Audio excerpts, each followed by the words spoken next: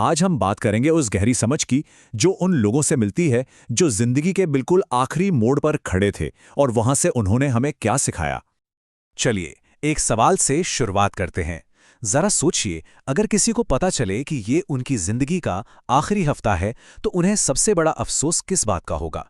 ये एक ऐसा सवाल है जो धुंध हटाकर हमें वो दिखाता है जो असल में मायने रखता है।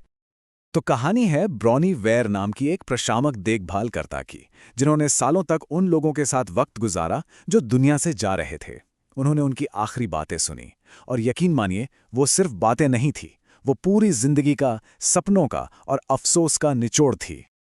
उन आखिरी पलों की बातचीत से क्या निकल कर आया? कुछ बहुत ही गहरे सबक, कुछ ऐसी बातें, कुछ ऐसे अफसोस जो बार बार लगभग हर किसी ने दोहराए, और ये बातें हमें अपनी जिंदगी के बारे में बहुत कुछ सिखाती हैं। तो ये सब शुरू कैसे हुआ? ये शुरू हुआ एक बहुत बड़े फैसले से। ब्रॉनी वेयर ने अपनी एक सेफ बैंक की नौकरी छोड़ दी, एक ऐसे काम के लिए जिसमें दिल लगे, जिसमें कोई मतलब हो। और वो काम था प्रशामक देखभाल का। अब ये होता क्या है? ये सिर्फ मेडिकल इलाज नहीं है।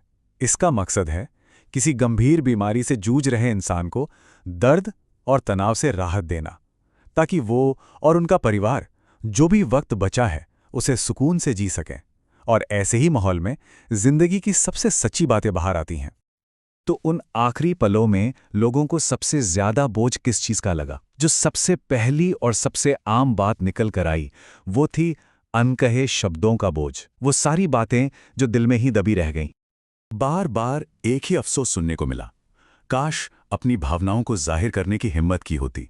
कई लोगों ने दूसरों से रिश्ते बनाए रखने के लिए या शांति बनाए रखने के लिए अपने जज्बातों को दबा दिया, और नतीजा, उन्होंने एक ऐसी जिंदगी जी जो असल में उनकी थी ही नहीं।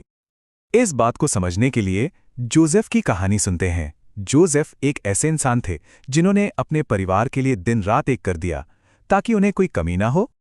लेकिन अपने आखिरी दिनों में उनकी आंख से एक आंसू लुढ़का और उन्होंने कहा, लेकिन वो मुझे नहीं जानते, वो मुझे जानते ही नहीं।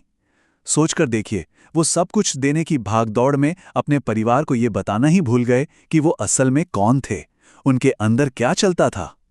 तो यहां से सबक क्या मिलता है? यही कि बहुत से लोगों ने आखिर में चाहा कि काश उन्होंने खुद को खुश रहने दिया होता, काश उन्होंने अपनी सच्चाई को कहने की हिम्मत की होती, सिर्फ दूसरों से नहीं बल्कि खुद से भी। और ये जो बात है ना, अपने प्रति सच्चा होना, यही हमें सीधे ले जाती है दूसरे सबसे बड़े अफसोस पर, मतलब अपने सपनों और दूसरों की उम्मीदों के बीच की जबरदस्त कश्मकश। ये अफसोस शायद सबसे ज्यादा चुभने वाला है।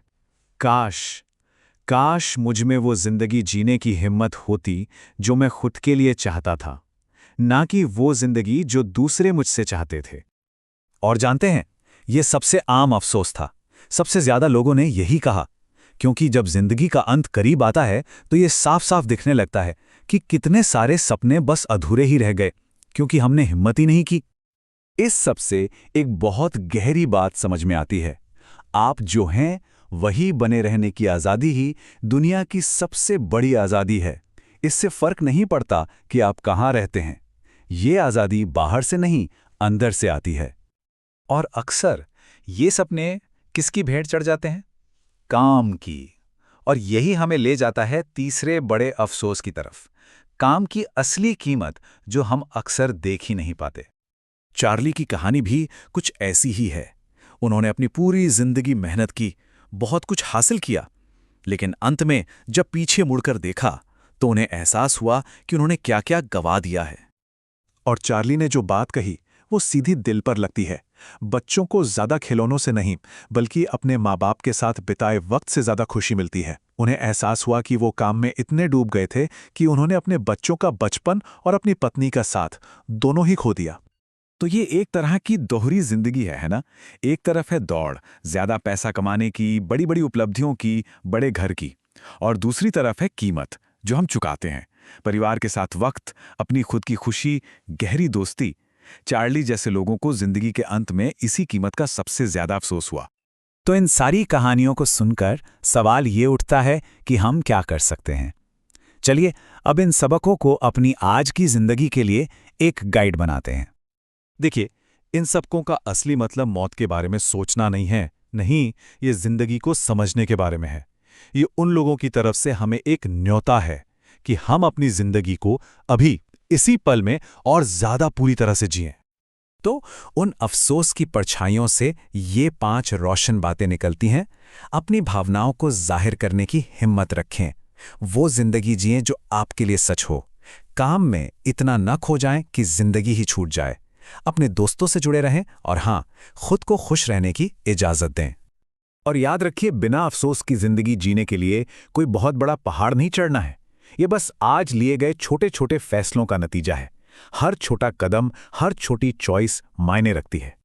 तो चलिए इस सारी बातचीत को एक सवाल पर खत्म करते हैं। आज ऐसी कौन सी एक सच्ची बात है जो आप किसी से कह सकते हैं? शायद यही वो पहला कदम हो, एक ऐसी जिंदगी की तरफ जिसमें अफसोस कम हो।